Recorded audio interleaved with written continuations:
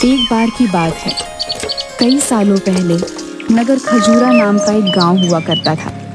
समुद्र के अत्यधिक पास होने के कारण वहां के सभी लोग पानी से जुड़े हुए काम को कर कर अपनी रोजी रोटी कमाते थे। उन्हीं में से एक था भीमा, मछुआरा, जो कि समुद्र के किनारे से मछलियां पकड़ने और उन्हें बेचने का काम किया करता था। अगले दिन समुद्र के किनारे के पास आज तो समुद्र के किनारे बहुत सारी मछलियां पड़ी हैं। लगता है कल कोई बड़ी लहर आई थी भैया। हाँ किशन, लग तो यही रहा है। आजकल समुद्र में भी बहुत उफान आने लगा है भैया। पहले की तरह शांति नहीं रहती। लेकिन हमारे तो किसी भी फायदे की नहीं। ये मछलियां तो कल की मरी पड़ी होंगी। बाजार में हम सिर्फ ताजा मछलियां ही बेच पाते हैं। चलो तुम अपना जाल लगाओ, मैं अपना लगाता हूँ। आज का काम शुरू करते हैं। भीमा और किशन दोनों बचपन से ही एक साथ रहते थे। वह दोनों एक दूसरे के बड़े अच्छे पड़ोसी और दोस्त भी थे। अब जैसे ही वह दोनों अपने दिन का काम खत्म करके घर लौट रहे थे, रास्ते में कुछ लोग हंसते हुए महेंद्र से कहते हैं, अरे भीमा फिर से तुम काम करके इतनी रात को जा रहे हो हैं? ना तो तुम्हारे कोई औलाद है और ना किसी प्रकार का कोई खर्चा। फिर रात दिन इतना काहे मरते रहते हो काम के पीछे? हाँ, हमें देखो कितना भी कमा लें, लेकिन परिवार के खर्चे पूरे ही नहीं होते। लेकिन संतान होने में सुख तो है।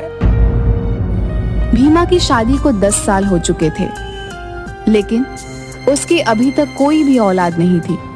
गांव वाले व्यक्तियों की ऐसी बातें सुनकर भीमा को बहुत बुरा लगता था, लेकिन फिर भी वह चुप्पी साधे रखता है। तभी किशन गुस्से से बोल पड़ता है, तो इसमें हंसने वाली कौन सी बात है, हैं? ये तो भगवान की देन है। अभी नहीं है तो क्या हुआ, संतान भी हो जाएगी। लेकिन फिर तुम लोग किसे ताना मारोगे? अरे हम तो बस इतना कह रहे थे कि अब बुढ़ापा आ चुका है। इतना तो कमाई कर ही लिए होंगे भीमा भैया की बाकी का जीवन सुकून से कट जाए, हैं? आजकल तो किसी को सलाह देने का जमाना ही नहीं रहा भैया। हाँ, अगर ये कुछ छोड़ दे तो हम जैसे नए मछुआरे भी कुछ आमदनी करें, लेकिन सारी मछलियां तो ये ले जाते हैं। तो सीधे सीधे कहो ना, ये बात है। भीमा की तरक्की से तुम्हें जलन होती है। उस बात को घुमा फिरा कर करने की क्या जरूरत है? और आइंदा परिवार को बीच में मत लाना, समझे? अब रहने दो किशन, इनसे बहस करने का कोई फायदा नहीं। चलो घर चलते हैं यार, देरी हो रही है। वहां से जाते वक्त बसंत सुंदर से कहता है, यार तुम भीमा को इतना नापसंद क्यों करते हो? जब भी उसे देखते हो तो गुस्से से लाल पीले हो जाते हो। अरे कुछ नहीं, बस मैं बचपन में हर चीज में इससे अच्छा था। इसके बाप दादा हमारे यहाँ से उधार मांगा करते थे, और आज देखो सारे गांव के लोग इसकी बात सुनते हैं और हमें कोई पूछता तक नहीं। अच्छा, तो तुम्हें उसके पैसे से जलन है। समझ गया समझ गया। लेकिन एक बात बताओ, उसके पैसे ना होने से बच्चे का क्या लेना देना? वही तो बात है, किसी को बताओगे तो नहीं।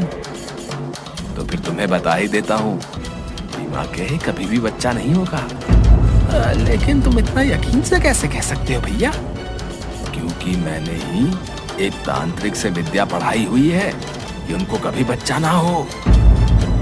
सुंदर की ये बात सुनकर बसंत दंग रह जाता है, पर डर के कारण कुछ नहीं कहता। भीमा बचपन से ही मछुआरे होने का काम कर रहा था। वह अपने काम में बहुत माहिर था और उसकी आमदनी सभी मछुआरों से काफी ज्यादा थी। पैसे की उसे ज्यादा कोई कमी थी नहीं, परंतु फिर भी संतान न होने के कारण उसके जीवन में एक सूखापन था। उन व्यक्तियों की बातें उसके दिमाग में गूंजती रही और वह उदास होकर घर पहुंचा, लेकिन उसे अभी पूरी सच्चाई पता ही नहीं थी। क्या हुआ जी, आज आप इतने उदास क्यों हैं? कुछ नहीं रमा, क्या तुमने खाना लगा दिया? जी मैंने खाना कब का लगा दिया है। आप मुंह धोकर खाना खा लीजिए। मैं जानती हूँ आप किसी बात से परेशान हैं। लोगों का तो काम है कहना। अब उनकी बातों पर ज्यादा ध्यान मत दीजिए, इससे आपकी सेहत पर असर पड़ेगा। हाँ रमा, मैं जानता हूँ मुझे इन लोगों की बातों से फर्क नहीं पड़ता, लेकिन दिन प दिन हमारी उम्र भी तो बढ़ती जा रही है। भगवान एक ना एक दिन सबकी सुनता है, बस आप उसका नाम लेकर आराम से सो जाइए। इस बात की ज्यादा चिंता मत करिए। अब तो मैंने सब ऊपर वाले पर ही छोड़ दिया है।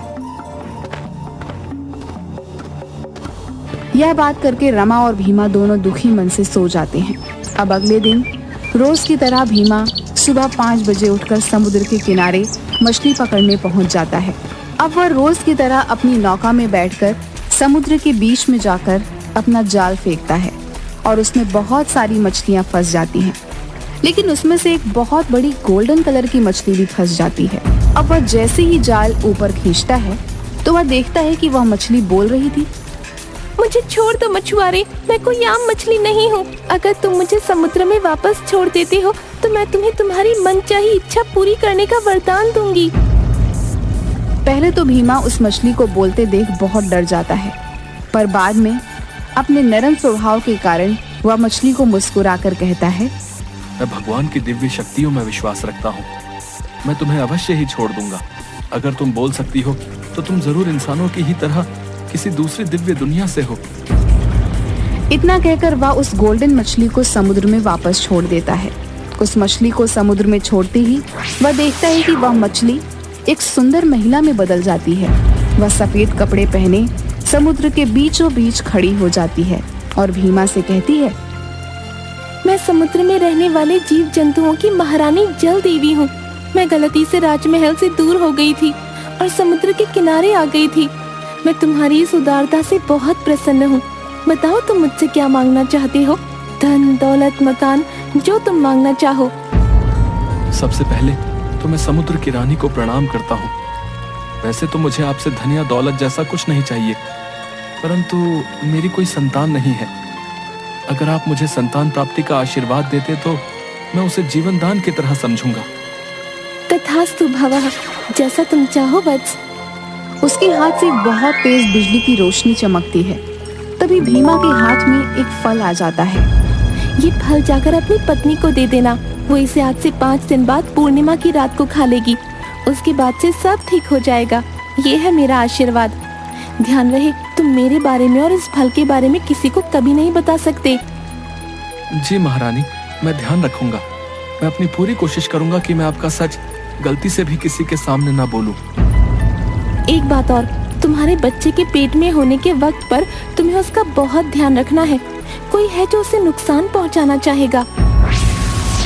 अब भीमा को इतना जरूर पता था कि रानी की बात में कुछ छुपा हुआ संदेश है और वह फल जरूर कोई जादुई फल है जिसमें जल की रानी का आशीर्वाद छुपा हुआ है। अब वह खुशी के मारे जल्दी जल्दी कदम बढ़ाकर अपने घर चला जाता है और जाते हुए रास्ते में सोचता है, ये जरूर भगवान का ही कोई संकेत है। और यह कहते कहते उसकी आंखों में से आंसू आ जाते हैं। रमा, देखो तो मैं तुम्हारे लिए क्या लेकर आया हूँ। क्या हुआ? क्यों इतना चिल्ला रहे हो? देखो मुझे आज क्या मिला। मैं रास्ते से जब घर आ रहा था तो एक बूढ़े बाबा ने आशीर्वाद में मुझे एक फल दिया और बोला कि इसे तुम्हें दे दूं। अच्छा इधर लाओ, मुझे दे दो। पर इसमें इतना खुश होने की बात क्या है? रमा बिना सारी सच्चाई जाने वह फल आराम से खा लेती है और उसे उस फल को खाता हुआ देख भीमा की आंखों में नमी और अपने भविष्य की आशा झलक पड़ती है। ठीक महारानी के कहे अनुसार उसने रमा को कुछ नहीं बताया। 2 महीने बाद रमा को अचानक से चक्कर और उल्टी जैसा महसूस होने लगा। पहले पहले तो वो इसे आम बात समझकर टाल देती है, लेकिन जब 2-3 दिनों तक लगातार ये सब होता रहता है तब वह भीमा को जाकर बताती है। अजी सुनते हो, मेरी तबीयत 2-3 दिन से बहुत खराब है। रमा, तुमने मुझे पहले क्यों नहीं बताया? हमें तुरंत ही डॉक्टर के पास चलना चाहिए। अब वे दोनों डॉक्टर के पास जाते हैं, सारे चेकअप कराते हैं। कुछ ही देर बाद डॉक्टर आते हैं और बोलते हैं, भीमा जी, आपकी पत्नी बिल्कुल ठीक है। खुशखबरी की बात यह है कि ये प्रेग्नेंट है, पर क्योंकि ये लेट प्रेगनेंसी है, इन्हें अपना खास ख्याल रखना होगा। ये बात सुनकर भीमा और रमा खुशी से फूले नहीं समाते और डॉक्टर से कहते हैं, आपका बहुत बहुत धन्यवाद। हम बिल्कुल अपने बच्चे का खास ख्याल रखेंगे। भगवान ने बहुत दिनों बाद हमारी पुकार सुनी है। तभी ये बात सुंदर को पता चलती है। और भीमा के बाद वे उसके घर चला जाता है। भीमा, रमा भाभी, कोई घर पर है? हाँ सुंदर भैया बोलिए। कुछ नहीं, खुशखबरी का पता चला तो हालचाल पूछने आ गया और कुछ फल भी लाया था आपके लिए। अरे भैया इसकी क्या जरूरत थी, आइए ना बैठिए, भीमा आने वाले ही होंगे। नहीं बस चलता हूँ।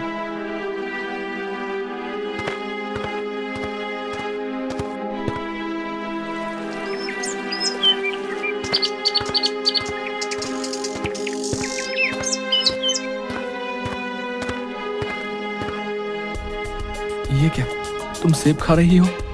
पर मैं तो सेब लाया ही नहीं था। अरे सुंदर भैया आए थे, वो देकर गए हैं। इतना सुनते ही भीमा डर जाता है और रमा के हाथ से सारा फल छीनकर फेंक देता है। मैंने तुमसे कितनी बार कहा है, जब तक मेरी लाई हुई चीज ना हो तुम्हें नहीं खानी है। तुम्हें समझ क्यों नहीं आता? अब भीमा डर कर मन ही मन सोचता है, रानी, मेरे बच्चे की रक्षा करना। कुछ महीनों बाद रमा और भीमा की जिंदगी में अब खुशियां छा गई थी। उनके यहाँ एक लड़के ने जन्म लिया था जो बहुत ही सुंदर था। उसकी आंखें नीली थीं, इतना सुंदर था कि जो देखता तो देखता ही रह जाता। देखो कैसे खिलखिला रहा है, बिल्कुल तुम पर गया है।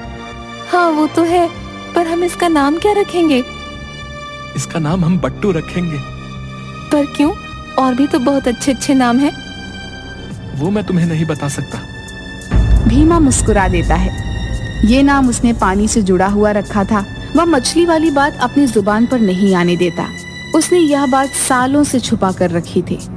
अजी सुनते हो, लड़का हुआ है, कम से कम मोहल्ले में मिठाई तो बांटनी ही चाहिए। हाँ हाँ, मिठाई तो जरूर बांटेंगे, हमारे घर खुशियाँ जो आई हैं। अब जैसे ही ये बात गांव में फैलती है और सुंदर को पता चलती है। ये मिठाई किस खुशी में बांट रहे हो भाई? अरे भीमा को लड़का हुआ है, तुम्हें नहीं पता?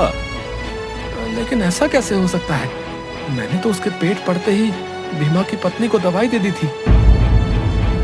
अब मन ही मन सुंदर ये सब सोचने लगता है, लेकिन उसे ये नहीं पता कि बट्टू कोई मामूली बच्चा नहीं है। 4 साल बाद देखते ही देखते बट्टू बड़ा हो चुका था।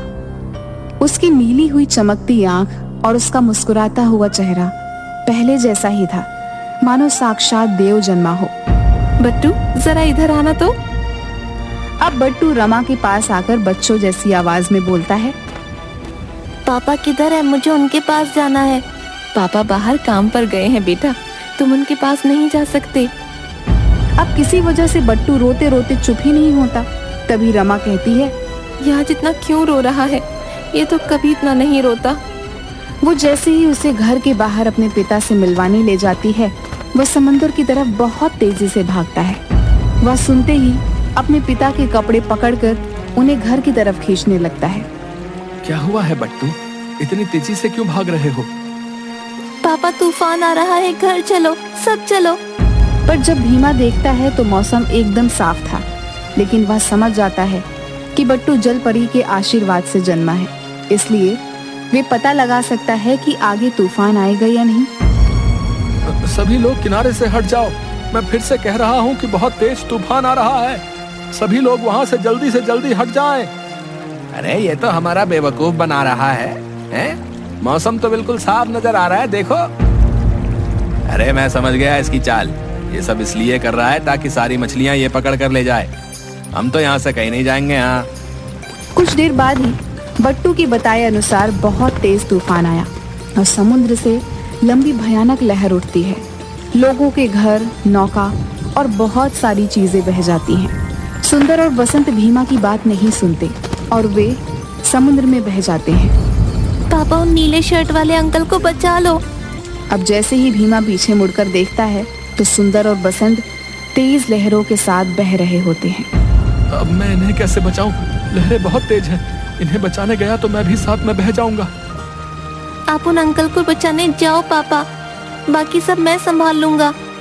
भीमा को बट्टू की बात पर विश्वास था, क्योंकि उसे पता था कि जल के देवता के आशीर्वाद से जन्मा है ये। अब वह बिना कुछ सोचे समझे तेज लहरों में कूद पड़ता है और सुंदर और बसंत को बचा लेता है।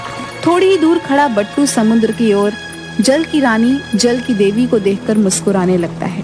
तभी सुंदर और बसंत आते हैं और सुंदर बट्टू को गले से लगा लेता है। गले लगाते ही सुंदर फूट फूट कर रोने लगता है और कहता है, अगर आज तुम ना होते तो शायद हम सभी ना बच पाते। मैंने जलन के कारण हमेशा अपने जीवन में गलत चीजें की और उसका ही एक शिकार तुम जैसी नन्ही जान बन गई। मुझे माफ कर दो बेटे। कोई बात नहीं अंकल, मैं आपसे गुस्सा नहीं हूँ। इसके बाद वह बिना किसी डर के खुशी से रहने लगते हैं। बट्टू की इस मासूम भरी बात पर सभी जोर जोर से हंसने लगते हैं।